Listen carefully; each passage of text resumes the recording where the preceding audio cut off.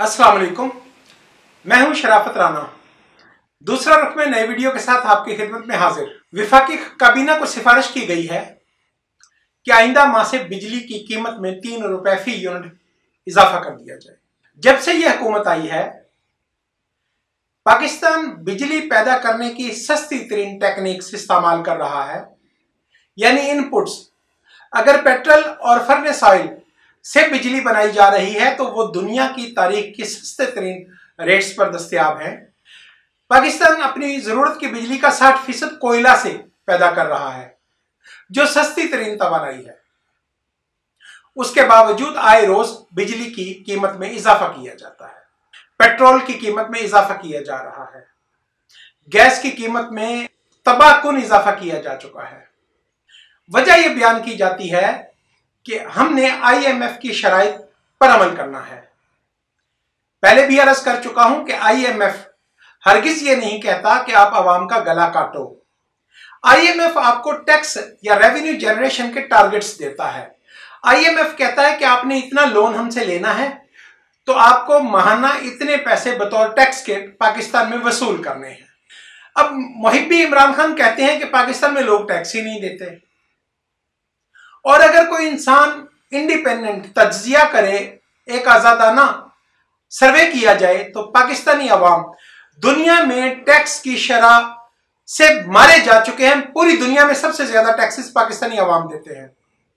पूरी दुनिया में टैक्स की शरह किसी एक खास आमदनी की हद से शुरू होती है। पाकिस्तान में एक ऐसा शख्स जिसकी आमदनी जीरो है, वो भी टैक्स देता है। माचिस की डब्बियां खरीदता है तो टैक्स देता है, रोटी के लिए आटा खरीदता है तो टैक्स देता है, बाजार से रोटी खरीदता है तो टैक्स देता है, चीनी खरीदता है तो टैक्स देता है, अद्वियात पर बेपनाह टैक्सेस आयद किए गए हैं। हर चीज पर टैक्स ले रहे हैं आप, लेकिन आप फिर भी रोते हैं कि आप अपना रेवेन्यू टारगेट पूरा नहीं कर रहे, तो कहीं ना कहीं आप गलत हैं। बुनियादी गलती तो आपके टैक्स के निजाम में है कि आप बराह रास्त की बजाय बिल वास्ता इनडायरेक्ट टैक्सेस कलेक्ट करते हो। आपका टैक्स आवाम की दुकान से निकलकर रिटेलर की जेब में चला जाता है। एक रेस्टोरेंट वाला अपने 100 ग्राहकों से रोजाना 1 लाख रुपया टैक्स वसूल करता है और आपको 2000 रुपए टैक्स जमा करवाता है। इसका चेक आज तक आप दुरुस्त नहीं कर सके। बहरहाल ये एक अलग डिबेट है टैक्स वसूली में। अब मैं अर्ज करता हूं कि मसला क्या है, इस हुकूमत के साथ मसला क्या है कि ये इस कदर महंगाई करने के बावजूद इसका रेवेन्यू का शॉर्टफॉल इस दफा 900 अरब रुपए बयान किया जा रहा है और जून तक 900 अरब रुपए इकट्ठे करने के लिए नए टैक्सेस लगाए जाने की तजावीज दी गई हैं और 200 अरब रुपए वसूल करने के लिए बिजली को टूल बनाया जा रहा है। अब फिर एक बुनियादी सी बात इन्हें समझ में नहीं आती है, और बल्कि मैं तो कहूंगा समझ में आती है लेकिन क्रिमिनल नेग्लिजेंस है, यह मुजरिमाना गफलत है कि जब आप बिजली एक खास हद से महंगी कर देते हो तो लोगों का मसला यह नहीं है कि उन्होंने हर हाल में 1000 यूनिट बिजली इस्तेमाल करनी है। लोगों का इश्यू यह नहीं है कि हर हाल में उन्होंने 500 यूनिट बिजली के इस्तेमाल करने हैं। लोगों का टारगेट यह है, स्लैब यह है कि फर्ज करें कि मैं 20,000 रुपए माह बिजली का बिल देना पसंद करता हूं। कोई एक आम आदमी ऐसा हो सकता है जो 1000 रुपए माह बिजली का बिल दे, या कोई एक 5000 रुपए बिजली का बिल देना चाहता हो, वो इतना अफोर्ड करता है। तो जब आप बिजली महंगी कर देते हैं, वो अपने इस्तेमाल को कम करके उस लेवल में रहने की कोशिश करता है। तो जो आप बिजली की कीमत या टैक्स की शरह को बुलंद करते हैं, आपकी रेवेन्यू जनरेशन कम होती चली जाती है और यह बात साफ जाहिर है कि रेवेन्यू जनरेशन कम हो रही है। तो यह बात कि बिजली कम पैदा करने के बावजूद आप अदायगी पूरी कर रहे हो, कैपेसिटी चार्जेस अदा कर रहे हो, यह आपके बुनियाद पर, हुकूमत की बुनियाद पर एक बड़ी करप्शन है। अब दोस्त सवाल करते हैं कि जी पुरानी हुकूमतों ने और पाकिस्तान के सिस्टम ने और फौज के अखराजात ने हुकूमत के सर पर बहुत सारे मसाइल डाल रखे हैं, तो हुकूमत क्या करे, उसे भी तो अल्टीमेटली अपने टारगेट्स मीट करने हैं। तो मैं एक मिसाल देता हूं, आज मैं मिसाल देकर बात करता हूं। पहले भी हम इस मौजू पर बात करते रहते हैं। पाकिस्तान एक ज़री मुल्क है, यह बात समझाना थोड़ा मुश्किल है, आम आदमी को यह बात समझ नहीं आती। इसका एक एडवांटेज है कि ज़राअत में आप आमदनी हासिल करने के लिए 3 महीने से 1 साल तक इन्वेस्टमेंट करते हैं। लंबी से लंबी फसल जो शुगर केन की फसल है वो 1 साल की फसल है, कॉटन 6 महीने की फसल है, गंदम 4 महीने की फसल है या 5 महीने की फसल है। तो आप इन्वेस्टमेंट करते हैं और अल्टीमेटली आप टारगेट्स को हासिल करते हैं। अब इस वक्त 200 अरब पाकिस्तानी रुपए चाहिए। ये बहुत थोड़ी अमाउंट है, इससे बहुत ज्यादा आप टारगेट लगाकर आमदनी पैदा कर सकते थे, लेकिन आपने नहीं की। मैं अभी मिसाल देता हूं कि पाकिस्तान में पाकिस्तान पीपल्स पार्टी की हुकूमत 2 बार 1 करोड़ 45 लाख गांठें कपास पैदा कर चुकी है, और ये माजी का एक आम सा टारगेट है, ये कोई बहुत बड़ा टारगेट नहीं है। इन साल के लिए आपको टारगेट 2 करोड़ गांठों का करना चाहिए था, और इतनी गुंजाइश और कैपेसिटी हमारे पास है। अब जब मैं इस बात पर बात करता हूं तो कुछ बातें, कुछ डायलॉग अमूमी तौर पर मार्केट में ऐसे ही फेंक दिए गए। कहा जाता है कि गन्ना उगाने वालों ने कॉटन का एरिया कम कर दिया है। मैं इससे इख्तलाफ करता हूं। मियां मोहम्मद नवाज शरीफ की हुकूमत में और मौजूदा हुकूमत में इश्यूज क्या हैं? इश्यू यह है कि आप अच्छा बीज और जरी अद्वियात अच्छी क्वालिटी की किसान को प्रोवाइड नहीं कर रहे, इसलिए आपकी कॉटन की यील्ड कम हो रही है। अब इस साल इस वक्त तक 55 मिलियन गांठ कपास आप पैदा कर चुके हैं। आपकी अपनी इंडस्ट्री की जरूरत 1 करोड़ 40 लाख थी। अब आप कपास को इंपोर्ट कर रहे हैं, उसके लिए आपको डॉलर चाहिए। अब ये डॉलर कितने हैं इसका जरा कभी हिसाब लगाएं। आपको सिर्फ 200 अरब पाकिस्तानी रुपए चाहिए हैं, आपको 200 अरब डॉलर नहीं चाहिए। बजट खसारे में जो रकम इस वक्त आपको दरकार है वो पाकिस्तानी रुपए में और बहुत थोड़ी है। आप जरा हिसाब लगाएं। फर्ज करें कि पिछले साल मार्च के महीने में हुकूमत को इस बात की समझ आ जाती कि कॉटन की बम्पर क्रॉप लेने के लिए यह पॉलिसी अडॉप्ट की जाए, किसान को इंसेंटिव दिया जाए और आज ही बताया जाए कि हम किसान से उसकी फसल इस कीमत पर, सपोर्ट प्राइस पर खरीदेंगे, और जितनी भी फसल किसान पैदा करेगा तो हम उससे खरीद लेंगे। तो इसके बाद फर्ज करें, मैं कम गिन रहा हूं, मैं क्लेम करता हूं कि इन साल 2 करोड़ गांठ कपास पैदा करना मुमकिन थी, लेकिन फर्ज करें कि 1 करोड़ 45 लाख या 50 लाख जो टारगेट हम पहले अचीव कर चुके हैं, वही कपास हमें इस साल हासिल हो जाती और हो सकती थी। और खसूसी तौर पर कोरोना के माहौल में जब शहरी जिंदगी आप लॉकडाउन कर चुके थे, शहरी जिंदगी आपको प्रोड्यूस देने के लायक नहीं थी, इस सूरत हाल में आप खेत मजदूर और किसान की तरफ तवज्जो करते तो वो आपको बेटर रिजल्ट्स दे सकता था। अब मैं आपको बताऊं कि 55 मिलियन गांठ कपास पैदा करने के बाद आपने मुल्क का कितना नुकसान किया।